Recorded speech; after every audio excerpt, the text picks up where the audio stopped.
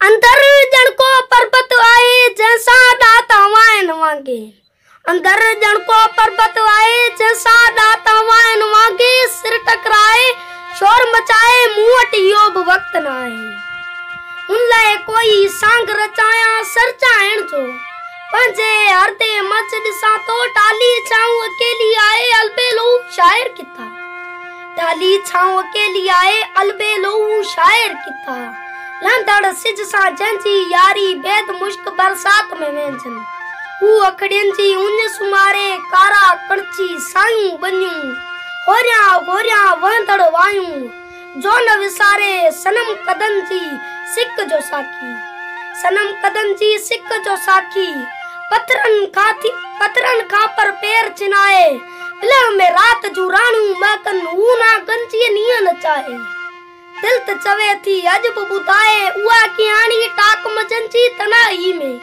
कोयल पंछी गोड़े गाराणे जी गानो को गोड़े गाराणे जो गानो राजवाज करते बीतल जुने भड़के थे पारायो। हर को इत परदेसी आए दुनिया दायम तेरो नाए। दुनिया दायम तेरो नाए परड़ा साइण बोलूं परड़ा साइण बोलूं बोलण सब कुछ हिकड़ो भेरो आए। टाली छाऊ अकेली आए अलबेलो शायर किथा। टाली छाऊ अकेली आए अलबेलो शायर किथा। कोई आए जो आने दे उनके गोले जे ऊ के रस्ते वींदे मिले तो मुंह पारा इए चजो। तोड़े ही हयाती जंजो बहुर कदाना भरणो आए। बहुर कदाना भरणो आए। थक लिंगन में डाडो आए इए लगे तो जंजूड़न सा। ये लगे तो जंजूड़न सा उठड़ी विंदो। साने जिस्म जो टाको टाको पोए बतूंची कमी ताए।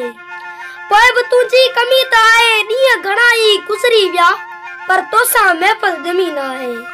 वो बच्चा जो अजब कल जिए लणधड़ सांझ पखी जे परसा। लणधड़ सांझ पखी जे परसा पीले पंते तोलाए केई लुड़कन छाण लिखी दो रापा मुझे हथ में देई वईया। मुझे हथ में देई वईया उम्र जो कोई कैत न आए। उम्र जो को कैत न आए चई वईया हर पल उल्को कौन वणे थो। हर पल उल्को कौन वणे थो। आऊं दिसा तो चांडो की में तूत छणे थो। आऊं दिसा तो चांडो की में तूत छणे थो।